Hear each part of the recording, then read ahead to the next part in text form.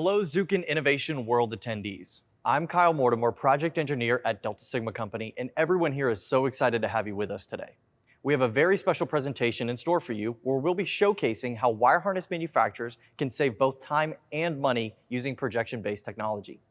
This is achieved through ProjectionWorks, our award-winning solution for simplifying build processes into easy-to-understand, step-by-step instructions projected directly onto a harness board. In a moment, I'm going to jump over in front of the computer and share my screen. Together, we'll dive into the process of transferring your data laid out in Harness Builder for E3 Series into projectable work instructions using ProjectionWorks. These work instructions will then be projected onto the harness board just behind me. We hope you enjoy our presentation as we work together to save time and money for your operation. During today's demonstration, we are going to be diving into the process of converting a harness layout designed using Harness Builder for E3 Series into projectable work instructions using ProjectionWorks. Logically, we're going to start in Harness Builder for E3 Series, where we can go ahead and take a look at how this harness was laid out prior to seeing it projected.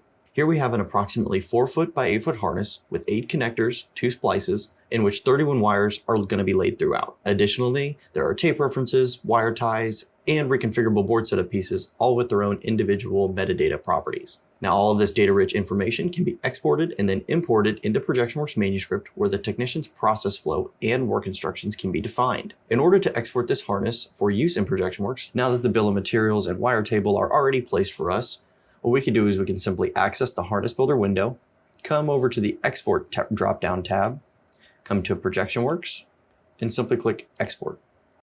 At this point, what is happening is all of the different information and all the different geometry items that are within our designed wire harness are being packaged up into an HBPW file that can then be imported using ProjectionWorks manuscript later on to define process flow and work instructions for our technicians, which is where we can head for the next portion of this demonstration.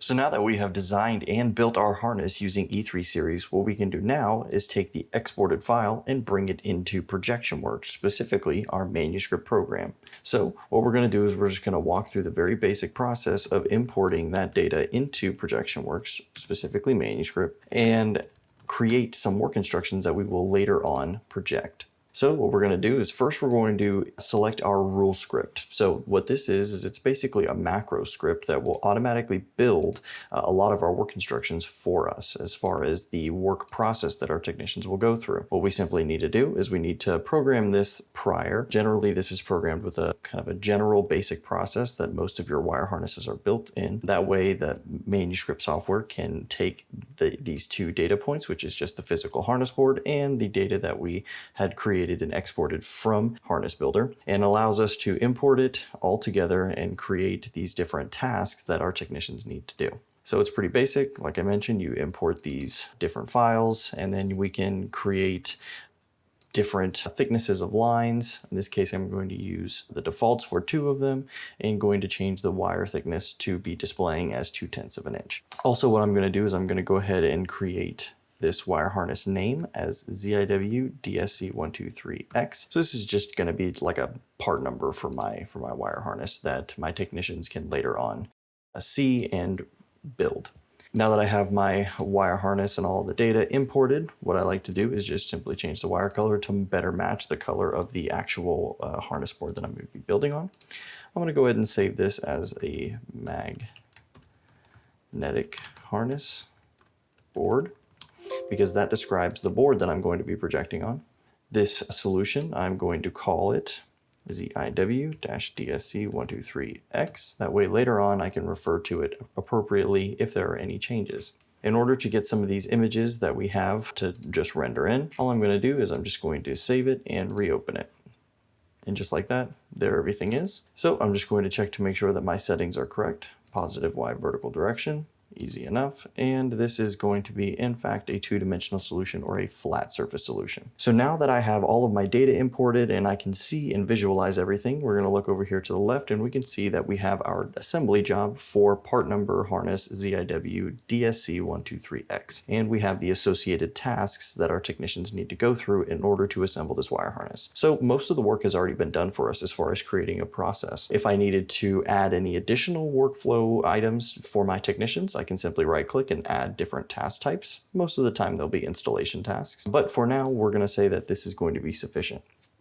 So what I can do at this point is I can add various textual information for my technicians to use. So the way that we do that is we come to our apply text to part, we click, and we click on the surface. So now I have a string here that I'll be able to define various sources for it. In this case, what I want this particular text string to show is the task name. I'm going to increase it to 2 inches tall so it's nice and big, and I'm going to make this a white piece of text. So based off of what task the technicians are on, will dynamically change what is going to be projected here. Following suit, what I'm going to do is I'm going to attach additional information into this manuscript solution for my technicians. Another thing that I would like to attach for my technicians to see is, for example, what we call a step string, which basically just shows the technicians what step of the task that they're on. So like what I did with the previous one, I'm just going to increase it slightly. We'll make this 1 1/4 inches. I'll make this green, and I'll actually move it slightly over, let's say 4 inches. What I like to do now is this is kind of like the basic, what our technicians will need to see at a baseline. They'll need to know what task they're on, and they'll need to know what step they're on in their overall task. Now what we can do is we can be a little bit more granular with our pieces of text. So what we can do is we could say, what are maybe some pieces of information that might be fitting for our technicians to see when it comes to board setup pieces? Well, we can look at the user fields, and if we had additional information for manufacturer or any sort of description that came across from Harness Builder for these different item types, what we could do is we could create strings to show our technicians manufacturers and descriptions for these particular pieces. In this case, none of that was programmed into the particular solution that was made in Zuken Harness Builder, so we don't have to worry about that. One thing, however, that we can add is for the wires.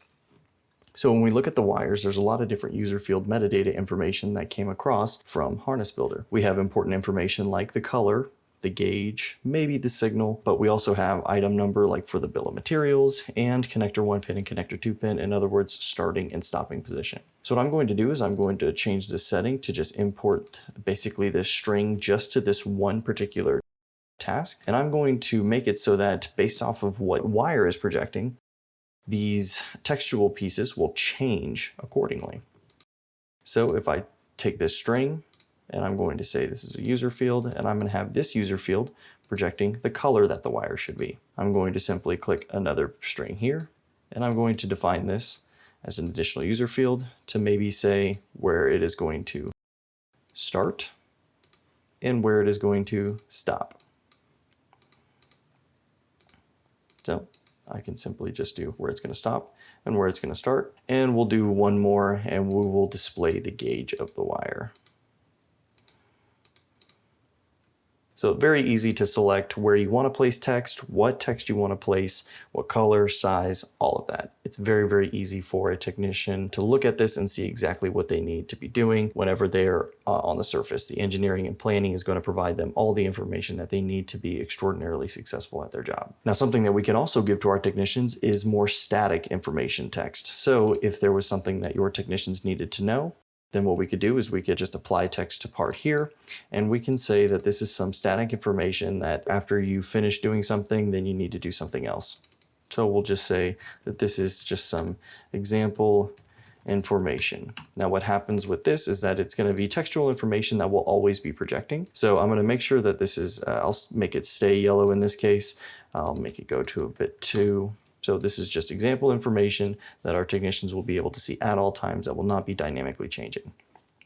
So effectively, we are done giving our technicians the information that they need to see. So now what we can do is we can come to our board setup, and now we can just start configuring how we want our technicians to actually go about sorting everything. So we have our board set up by part number. We want to do wire routing based off of a unique identifier. I want to do tape application. In this case, it was already done for us at part number. Wire tie application already done for us as part number. And now we just need to do the similar things for the splices. So in this case, we're going to set all of our different connector tasks. So all of these are completely automatically generated tasks specifically for the splices and for the connectors. So what we're going to do with these is we're just going to make it based off of their feature ID. And we're going to do feature ID because if we look at this a little bit closer, we want a unique identifier. So this overall connector is J5 and this is pin 8. So if I click here, we can see that this is pin 5. We can see this is J55. So when we want our technicians to either be doing closeout, let's say on a workbench, or actually on the surface of the board, whatever your particular process calls for, by showing the feature identifier, which is the unique name of the item, what we're able to do is we're able to break up those different pins into individual projections, which is what we want our technicians in order to improve their quality of work and to ensure that they will not make a mistake. Because during this projection, they're going to be able to see the back shell, they're going to be able to see the color, and they're going to be able to see additional information that was automatically provided and placed onto the surface, like the pin name, the pin part number, and the wires that need to be terminated for that particular pin. In this case, this is just an extra one. We'll just simply delete that out. If, for example, you may have like a first datum connector that you may want to have pinned out prior to everything else, what we could do is we could simply move, let's say J5 is our first datum. This is maybe done on some workbench. What I can do is I can simply move that up to the top, and this will be done, as according to the technicians, as very first. Before you even set up your board, this particular thing needs to happen. J5 pin out needs to happen. Or if that's not what you want to do, you can simply move it down the list back to where it previously was. So at this point, we're just going to take one last look at everything, and we can notice that some of the automatically generated text may fall a little bit off of the board or may run into some items. So pretty simple. What we can do is we could just highlight some of that information, and we can simply move it by using this offset. In this case, I'm just going to move them all by left by 8 inches, and now all of this different information will not be interfering with any other information that will be on the board. So effectively, now we're ready to go. And we can go ahead and publish this down to our technicians so that they can open it up as a job. So I can simply press publish, and once the job has been completely published, we will notice jobs published, and it will turn green. So at this point, we can now move to our physical board where we can show the demonstration where we are actually moving through the projections that we just created. Hello everyone. Thank you for joining me now at Delta Sigma Company Studio, where I am in front of a physical harness surface that we will be projecting on. Now, what we'll be projecting is the harness that we've been working through in the first 2 portions of this demonstration. Before we get directly into the projections though, what I want to go through is the 3 key process changes that manufacturers can implement whenever they switch to projection-based manufacturing. The first is the ability to use reconfigurable surfaces. Now behind me, I have a powder-coated steel magnetic surface. By simply replacing the magnets into different locations and orientations, I can effectively build thousands to hundreds of thousands of various harness boards. With that becomes the ability to remove storage space. So because now my harnesses are all digitized, I can completely eliminate the storage of my legacy harness boards. The third is the ability to remove paper drawings. Because we are transitioning the paper drawing information into projections, what we're able to do is completely eliminate the technician's need to look at paper drawings. With the 3 key process changes come 3 key process improvements. The first is the ability to have a much easier time with change order implementation. Wire harnesses change all the time, and rather than having to update either the legacy boards or try to update the paper drawings, what we can simply do is simply update the digital footprint of that particular harness and then push the updates down to our technicians onto the shop floor. The second is the ability to reduce your overall rework. So because we are putting projections in front of your technicians that are so easy to follow, it's going to be very, very difficult for them to mess up. Because it's going to be so difficult to mess up, and because we're going to put such clear instructions in front of them, you will also see an overall reduction in overall time to build for these different harnesses.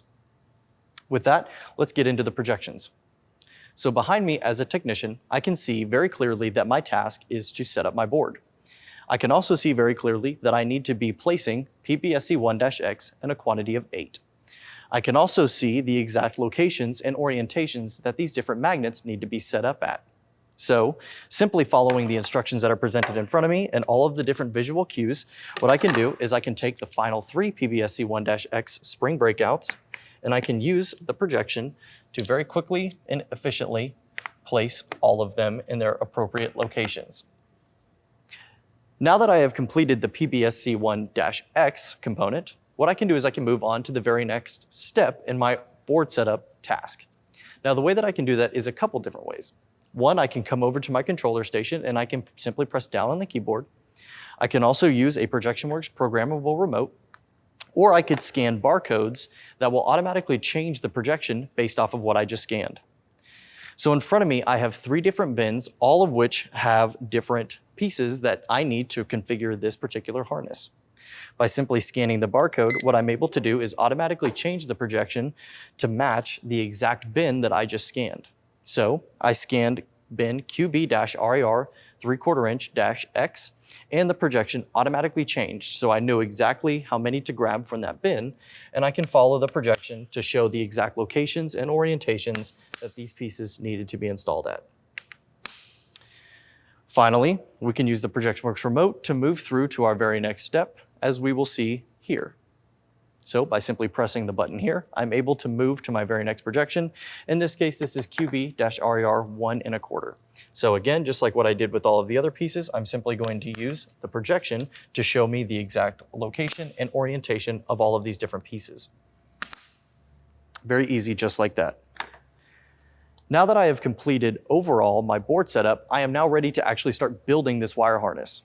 So what I can do is I can go ahead and complete that overall task of board setup, and I can move to my very next task, which is wire routing, presented very clearly in front of me, with all of the information that I need to know for the exact operation that I've been given. So again, at the top, I can see very clearly my task is to wire route. I can see roughly where all the different connectors go in this particular task, which gives me a greater sense of what the overall harness will eventually look like and where things will be positioned at. The next visual indicator that I'm given is the actual location that this particular wire, CBL 1-1, needs to be routed along. I have a color user field, like what we did in manuscript. I have the connector 1 pin, so where it starts, and the connector 2 pin and where it ends, just like we did in manuscript, and finally the gauge of the wire. So I have a lot of different metadata information that I can use in order to make sure that CBL 1-1 is routed correctly the very first time. So what I'll do now is I'll somewhat step back away from the projection and let you kind of look at and focus on the wires changing and this information changing here, and notice how the example information that we put in manuscript as static text is not actually changing. So this is information that you might want your technicians to always be seeing at any given time, and this will be information that you want your technicians to only see when they are given a very specific direction with the projection. All right, so we're gonna stop here at harness-18, and I'm gonna show the barcode feature again. So with barcodes, like what we saw with bins, it can also be transitioned to wires. So if your wires are barcoded, what we're gonna be able to do is scan the barcode on the wires and have the projection automatically change to the wire that we just scanned. So in this case, this is wire harness-27.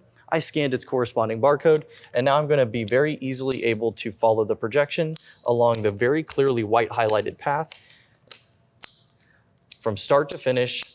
Very fast, very easy. There was no need to interpret any sort of tables. All I had to do was simply scan and then route.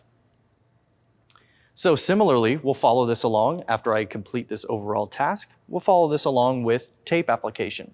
So more similar to the board setup pieces, what we have here is now locations in which a 3/4 inch electric tape green need to be placed.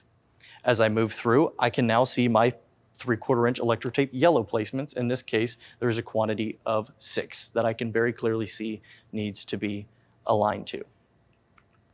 Now that I've done my tape application, what I can do is I can move on now to my wire tie application.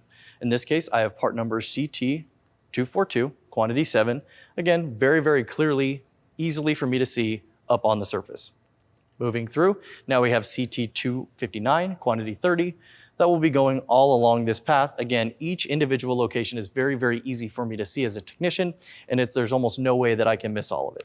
Whereas if I'm looking at a wire harness drawing with all of the different lines that are on the print, it may be difficult for me to see that I have done all of the individual wire ties. Moving to the final one, now this is CT506M, all the different locations that I need to actually place these wire ties. So I've said I've completed that. So what I'm gonna do now is I'm gonna come over to my surface, and I'm actually going to show kind of a different example. So what we're gonna do is we're gonna look at J5 connector here. So we're gonna look here at this reference connector, and we're gonna look at the back shell view that we see here.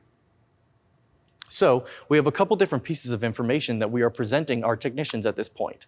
Whether this actually be on the surface of the harness board while they are doing their connector closeout, or on some workbench that is off-site, or even at a different location in the overall shop, what we can do is we can show them this information. That way they can close out the connector correctly the very first time. So what we have here is we have the back view of the connector, and we have a little white dot that is showing the exact location that a particular wire needs to go, with the corresponding information presented very clearly for the technicians below. So for this particular reference identifier, we have J51, which means that this is connector J5, pin 1. We have the part number of the contact presented very clearly, as well as the exact wire that needs to go into this particular contact location. As I move through, what we can see is all of the different projections changing accordingly to the wire that needs to go into that particular location. So in this case, harness-19 is a violet wire. It goes in J5 pin 4 and has this particular contact that needs to be used with this particular wire and this particular connector. Now, additional information can be included, such as crimp tools or any sort of crimp settings, as well as different images of a crimp tool that you can also give to your technicians. So this can be applied to all of the different connectors that are around here and all of the different splices that you see on this particular harness. And it actually has, as we saw in manuscript. So what I'm gonna do is I'm gonna step back now over to my workstation, and I'm gonna show an additional feature that we can use with projection-based technology and ProjectionWorks. So what I'm gonna do is I'm going to drag and drop a harness onto this surface. So this will just be an arbitrary harness that is somewhat smaller that we will be using here. So I'm simply going to select my harness, I'm going to create it, and then now what you'll see on the surface is that I now have a harness that I can drag to any location on the surface that I see fit. So if I wanted to build 2 of these wire harnesses, I can place one here, and somebody can start work on this particular harness. An additional person can launch an additional operator client, as we call it, either on this particular computer or on a separate tablet, and launch either this same exact harness or a completely different harness. It does not matter whether they are the same harness or different. We're going to be projecting the same or different harness from the same exact projector. So I'll do just that. I will create and place, as we call it, drag and drop, an entirely new harness. In this case, this will be the same type of harness, but it'll be a new instance. So a new serial number, and I can just drop it directly next to it. So now I can have 2 people working side by side without ever interfering with each other, all from just a singular projector. All right, so thank you for joining me as we went through all of the different discussion points of this demonstration, where we went through the process of designing and laying out our harness using Zuken Harness Builder for E3 series, implementing the work instructions and the overall workflow process in manuscript, and then now finally projecting it using Operator Client and the projector on this harness board. Thank you very much.